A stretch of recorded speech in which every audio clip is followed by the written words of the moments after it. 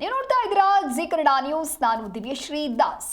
Kogilu cross ನಲ್ಲಿ ಒತ್ತುವರಿ ತೆರವು ವಿಚಾರ ಬಹಳ ದೊಡ್ಡ ಮಟ್ಟದಲ್ಲಿ ಚರ್ಚೆ ಆಗ್ತಾ ಇದೆ. ಇನ್ನು ಇದಕ್ಕೆ ಸಂಬಂಧಪಟ್ಟಂತೆ ಮುಖ್ಯಮಂತ್ರಿ ಸಿದ್ದರಾಮಯ್ಯ ಹೇಳಿಕೆಯನ್ನ ಕೊಟ್ಟಿದ್ದಾರೆ. ಹೈಕಮಾಂಡ್ ಒತ್ತಡಕ್ಕೆ ರಾಜ್ಯ ಸರ್ಕಾರ ಹಾಗಾದ್ರೆ ಮಣಿತಾ ಅನ್ನುವಂತಹ ಪ್ರಶ್ನೆ ಮುನ್ನೆಲೆಗೆ ಬರ್ತಾ ಇದೆ. ಸಂತ್ರಸ್ತರಿಗೆ ಪರ್ಯಾಯ ವ್ಯವಸ್ಥೆಗೆ ಸರ್ಕಾರ ತೀರ್ಮಾನವನ್ನ ಕೈಗೊಂಡಿದೆ. ಅಧಿಕಾರಿಗಳು ನೀಡಿದಂತಹ ಲಿಸ್ಟ್ ಅನ್ನ ಆಧರಿಸಿ ಪರ್ಯಾಯ ವ್ಯವಸ್ಥೆಯನ್ನ ಮಾಡಿಕೊಡಲಾಗುತ್ತೆ. ಜಿಲ್ಲಾಧಿಕಾರಿ ಹಾಗೂ ಜಿಬಿಎ ಅಧಿಕಾರಿಗಳು ಪಟ್ಟಿಯನ್ನ ನೀಡ್ತಾರೆ, ಒಂದು ಲಿಸ್ಟ್ ಅನ್ನ ನೀಡ್ತಾರೆ. ಆ ಲಿಸ್ಟ್ ಆಧರಿಸಿ ಪರ್ಯಾಯ ವ್ಯವಸ್ಥೆ ಏನು ಅನ್ನೋದನ್ನ ಕಲ್ಪಿಸಿಕೊಡಲಾಗುತ್ತೆ. ಅದೇ ಜಾಗದಲ್ಲಿ ಅವರಿಗೆ ವ್ಯವಸ್ಥೆಯನ್ನ ಮಾಡಿಕೊಡೋದಕ್ಕೆ ಆಗುವುದಿಲ್ಲ. ಸದ್ಯ ಅವರಿಗೆ ತಾತ್ಕಾಲಿಕ ಊಟದ ವ್ಯವಸ್ಥೆಯನ್ನ ಮಾಡಿಕೊಡಲಾಗುತ್ತೆ. ಅರ್ಹರಿಗೆ ಬೈಯಪ್ಪನಹಳ್ಳಿಯಲ್ಲಿ ಮನೆ ಕೊಡುವಂತಹ ಭರವಸೆಯನ್ನ ನೀಡಿದ್ದಾರೆ. ಸಭೆಯನ್ನ ನಡೆಸಿ ಆ ಒಂದು ಸಭೆಯಲ್ಲಿ ಕೋಗಿಲು ಕ್ರಾಸ್ನಲ್ಲಿ ಒತ್ತುವರಿ ತೆರವು ವಿಚಾರವನ್ನು ಪ್ರಸ್ತಾಪ ಮಾಡಿ ಸಭೆಯ ಬಳಿಕ ಮುಖ್ಯಮಂತ್ರಿ ಸಿದ್ದರಾಮಯ್ಯ ಈ ರೀತಿಯಾಗಿ ಹೇಳಿಕೆಯನ್ನ ಕೊಟ್ಟಿದ್ದಾರೆ. ನಿಜವಾಗಿ ವಾಸವಾಗಿದ್ದವರಿಗೆ ಪರಿಹಾರವನ್ನ ನೀಡುವುದಕ್ಕೆ ತೀರ್ಮಾನವನ್ನ ಕೈಗೊಳ್ಳಲಾಗಿದೆ. ಡಿಸಿ ಅಧಿಕಾರಿಗಳ ಮಾಹಿತಿಯನ್ನ ಆಧರಿಸಿ ಪುನರ್ವಸತಿಯನ್ನ ನೀಡಲಾಗುತ್ತೆ. ಅಧಿಕಾರಿಗಳ ವಿರುದ್ಧವಾಗಿ ಕ್ರಮಕ್ಕೆ ಸಿಎಂ ಸಿದ್ದರಾಮಯ್ಯ ಸೂಚನೆಯನ್ನ ಕೂಡ ಕೊಟ್ಟಿದ್ದಾರೆ. ಅಕ್ರಮವಾಗಿ ಮನೆಯನ್ನ ಕಟ್ಟುವುದಕ್ಕೆ ಅಧಿಕಾರಿಗಳೇ ಜವಾಬ್ದಾರಿ ಅಂತ ಹೇಳಿ ಬೆಂಗಳೂರಿನಲ್ಲಿ ಸಿಎಂ ಸಿದ್ದರಾಮಯ್ಯ ಈ ರೀತಿ ಹೇಳಿಕೆ ಕೊಟ್ಟಿದ್ದಾರೆ.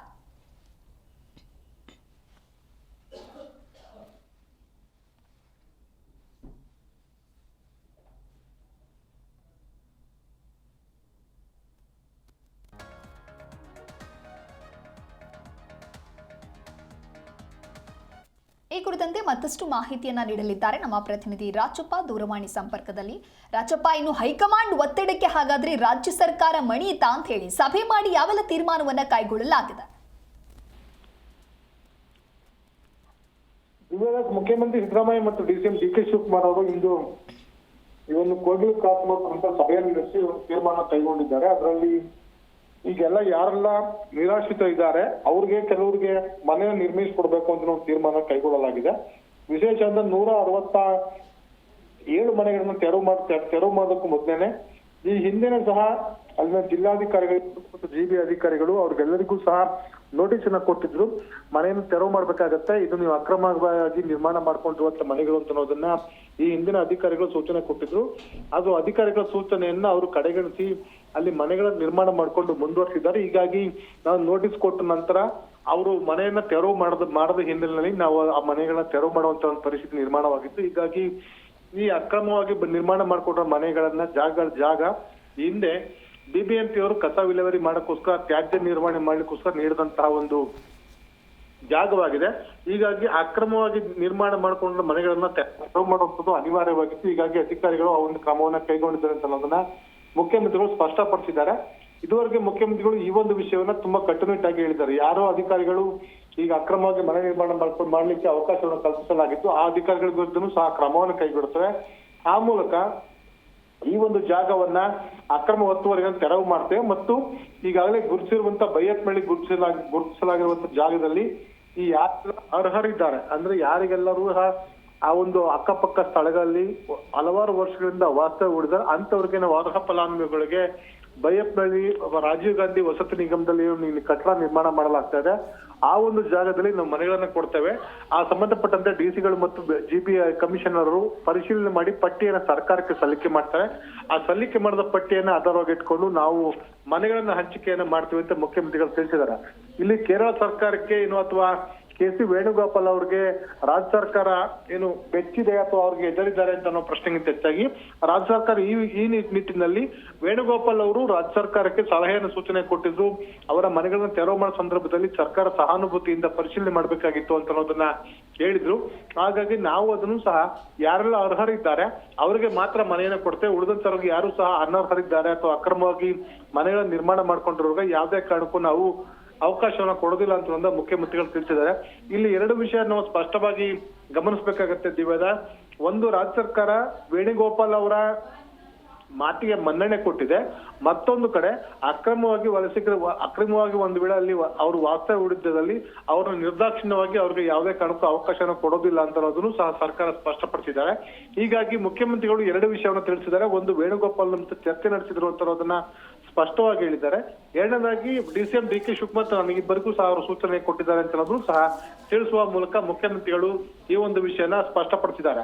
ಈಗೇನು ಮನೆಗಳನ್ನ ತೆರವು ಮಾಡಲಾಗಿದೆ, ಆ ಮನೆ ತೆರವು ಮಾಡಲಾಗಿರುವಂತ ನಿವಾಸಿಗಳಿಗೆ ಅಲ್ಲಿ ನಾವು ಊಟ ಮತ್ತು ವಸತಿಯನ್ನು ವ್ಯವಸ್ಥೆಯನ್ನು ಮಾಡಿದ್ದೇವೆ. ಆದ್ರೆ ಯಾರು ಸಹ ಆ ಒಂದು ಏನು ಗಂಜಿ ಕೇಂದ್ರ ಕರೆಯಲಾಗಿದೆ ಅಲ್ಲಿಗೆ ಹೋಗಿಲ್ಲ. ಹೀಗಾಗಿ ಅವ್ರಿಗೆ ಪರ್ಯಾಯ ವ್ಯವಸ್ಥೆಯನ್ನು ಮಾಡ್ಲಿಕ್ಕೆ ನಾವು ತೀರ್ಮಾನ ಕೈಗೊಂಡಿದ್ದೇವೆ. ಈಗಾಗಲೇ ಜಮೀರ್ ಅಹಮದ್ ಖಾನ್ ಸ್ಥಳಕ್ಕೆ ಭೇಟಿ ನೀಡಿದ್ದಾರೆ, ಡಿ ಕೆ ಶಿವಕುಮಾರ್ ಭೇಟಿ ನೀಡಿದ್ದಾರೆ, ಜಿಬಿ ಅಧಿಕಾರಿಗಳು, ಬಿಬಿಎಂಪಿ ಅಧಿಕಾರಿಗಳು ಸಹ ಸ್ಥಳಕ್ಕೆ ಭೇಟಿ ನೀಡಿ ಪರಿಶೀಲನೆ ನಡೆಸಿದ್ದಾರೆ. ಹೀಗಾಗಿ ಅವರೆಲ್ಲರ ವರದಿಯನ್ನು ಇಟ್ಕೊಂಡು ಮುಂದಿನ ದಿನಗಳಲ್ಲಿ ಕ್ರಮ ಕೈಗೊಳ್ತೇವೆ ಅಂತ ಮುಖ್ಯಮಂತ್ರಿ ತಿಳಿಸಿದ್ದಾರೆ. ದಿವ್ಯದಾಸ್. ಓಕೆ ರಾಚಪ್ಪ, ತಿಳಿಸ್ತಾ ಇದ್ರಿ. ಹಾಗೆ ಮಾನವ ಹಕ್ಕುಗಳ ಆಯೋಗ ಕೂಡ ಇವತ್ತು ಭೇಟಿಯನ್ನ ಕೊಟ್ಟಿತ್ತು. ಅಂದ್ರೆ ನೋಟಿಸ್ ಅನ್ನ ಅವರು ನಮ್ಗೆ ನೀಡ್ಲೇ ಇಲ್ಲ ಅನ್ನುವಂತಹ ಮಾತುಗಳನ್ನ ಕೂಡ ಅಲ್ಲಿನ ಸಂತ್ರಸ್ತರು ಹೇಳ್ತಾ ಇದ್ದಾರೆ. ಈ ಬಗ್ಗೆ ಏನಾದ್ರೂ ಕ್ಲಾರಿಟಿ ಇದೆಯಾ ರಾಚಪ್ಪ? ದಿವ್ಯದಾಸ್, ಈಗ ಮಾನವ ಹಕ್ಕುಗಳ ಆಯೋಗದ ಅಧ್ಯಕ್ಷರಾದ ಶ್ಯಾಮ್ ಭಟ್ ಅವರು ಸ್ಥಳಕ್ಕೆ ಭೇಟಿ ನೀಡಿ ಪರಿಶೀಲನೆ ನಡೆಸಿದ್ದಾರೆ.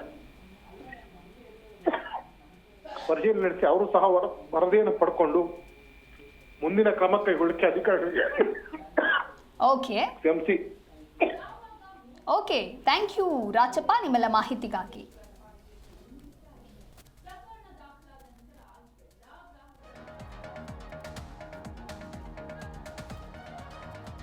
ಕೋಗಿಲು ಕ್ರಾಸ್ನಲ್ಲಿ ಒತ್ತುವರಿ ತೆರವು ವಿಚಾರಕ್ಕೆ ಸಂಬಂಧಪಟ್ಟಂತೆ ಬೆಂಗಳೂರಿನಲ್ಲಿ ಡಿಸಿಎಂ ಡಿಕೆ ಶಿವಕುಮಾರ್ ಹೇಳಿಕೆ ಕೊಟ್ಟಿದ್ದಾರೆ. ರಾತ್ರೋರಾತ್ರಿ ಶೆಡ್ ನಿರ್ಮಾಣ ಮಾಡಿದ್ದಾರೆ, ದುಡ್ಡು ತೆಗೆದುಕೊಂಡವರ ಮೇಲೆ ಕ್ರಮ ಆಗತ್ತೆ. ಕೋಗಿಲು ಸ್ಥಳ ವೀಕ್ಷಣೆಯನ್ನ ಮಾಡಿದ ನಂತರದಲ್ಲಿ ಡಿಸಿಎಂ ಡಿಕೆ ಶಿವಕುಮಾರ್ ಈ ರೀತಿಯಾಗಿ ಹೇಳಿಕೆ ಕೊಟ್ಟಿದ್ದಾರೆ. ಹಣ ಪಡೆದವರ ವಿರುದ್ಧವಾಗಿ ಕಾನೂನು ಕ್ರಮವನ್ನ ತೆಗೆದುಕೊಳ್ಳಲಾಗತ್ತೆ. ಭೂಗಳ್ಳರಿಗೆ ಅವಕಾಶವನ್ನ ಕೊಡೋದಕ್ಕೆ ಸಾಧ್ಯವೇ ಇಲ್ಲ. ಕಸದ ಗುಂಡಿಯ ಮೇಲೆ ಮನೆಯನ್ನ ಕಟ್ಕೊಂಡಿದ್ದಾರೆ, ಹಾಗಾಗಿ ನಾನು ಸ್ಥಳಕ್ಕೆ ಬಂದಿದ್ದೇನೆ. ದುಡ್ಡು ಯಾರು ತಗೊಂಡಿದ್ದಾರೆ ಅಂತ ಹೇಳಿ ಗೊತ್ತಿದೆ. ದುಡ್ಡು ತಗೊಂಡವರ ಮೇಲೆ ಕ್ರಮ ಕೈಗೊಳ್ತೇವೆ. ಬೆಂಗಳೂರು ಸ್ವಚ್ಛತೆಯನ್ನ ಕಾಪಾಡಬೇಕು. ಸಿಕ್ಕವರು ಇಲ್ಲಿ ಬರೋದಕ್ಕೆ ಆಗುದಿಲ್ಲ ಅಂತ ಹೇಳಿ ಡಿಸಿಎಂ ಡಿಕೆ ಶಿವಕುಮಾರ್ ಹೇಳಿಕೆ ಕೊಟ್ಟಿದ್ದಾರೆ. ಕೋಗಿಲು ನಮ್ಮ ಕಸದ ಪಿಟ್ಟು ಹಿಂದೆ ಏನಿತ್ತು, ಕ್ವಾರಿ ಪಿಟ್ಟು, ಈ ಜಾಗನ ಒಂದು 9-10 ವರ್ಷದಿಂದನೇ ಇದನ್ನ ಸಾಲಿಡ್ ವೇಸ್ಟ್ ಮ್ಯಾನೇಜ್ಮೆಂಟ್ ವಿಚಾರಕ್ಕೆ ಸರ್ಕಾರ ಕೊಟ್ಟಿತ್ತು. ಇವರೆಲ್ಲ ಹೊಸದಾಗಿ ಬಂದು ಈಗ ನನ್ನ ಹತ್ರ ಎಲ್ಲ ಇಮೇಜಸ್ ಎಲ್ಲ ಇದೆ, ಗೂಗಲ್ ಇಮೇಜಸ್ ಎಲ್ಲ ಇದೆ. ರಾತ್ರೋರಾತ್ರಿ ಕೆಲವರೆಲ್ಲ ಬಂದು ಹಾಕೊಂಡಿದ್ದಾರೆ. ಕೆಲವರೆಲ್ಲ ವೋಟರ್ ಲಿಸ್ಟ್ ಇದೆ, ಅಕ್ಕಪಕ್ಕದಲ್ಲಿ ವೋಟರ್ ಲಿಸ್ಟ್ ಇದೆ. ಈ ಜಾಗಕ್ಕೆ, ಸರ್ಕಾರಿ ಜಾಗಕ್ಕೆ ಯಾರು ವೋಟರ್ ಲಿಸ್ಟ್ ಕೊಡಕ್ ಹೋಗಲ್ಲ. ಸೊ ಇಲ್ಲಿ ಬಂದು ಹಾಕಿದ್ದಾರೆ, ಇವ್ರಿಗೆ ತಿಳಿಸಿದ್ದಾರೆ ತೆಗಿತೀವಿ ಅಂತ. ಅವರು ನಮ್ಗಿಲ್ಲೇ ಕನ್ಫರ್ಮ್ ಮಾಡ್ಕೊಡಿ ಅಂತ ಕೂಡ ಕೆಲವರೆಲ್ಲ ಅರ್ಜಿ ಕೊಟ್ಟಿದ್ದಾರೆ, ಕೇಳಿದ್ದಾರೆ. ಇದು ರೆಗ್ಯುಲರ್ ಆಗಿ ನಡೀತದೆ. ಸ್ಥಳೀಯ ಶಾಸಕರು ಕೂಡ ಇದ್ರ ಗಮನಕ್ಕೆ ತಂದು ಅವರು ಕೂಡ ಇಲ್ಲಿ ಮಾತಾಡಿದ್ದಾರೆ. ಅವರು ಇದನ್ನ ನಾವು ಈ ರೀತಿ ರೆಗ್ಯುಲೈಸ್ ಮಾಡೋಕ್ಕಾಗಲ್ಲ ಇಲ್ಲಿ ಅಂತ ತಿಳಿಸಿದ್ದಾರೆ. ಯಾಕೆಂದ್ರೆ ಇಲ್ಲಿ ನೀವು ನೋಡೋದಲ್ಲ, ಲೀಚೆಟ್ ಪಿಟ್ಟು, ಗುಂಡಿ, ಕಸದ ಗುಂಡಿ ಎಲ್ಲ ಇತ್ತು.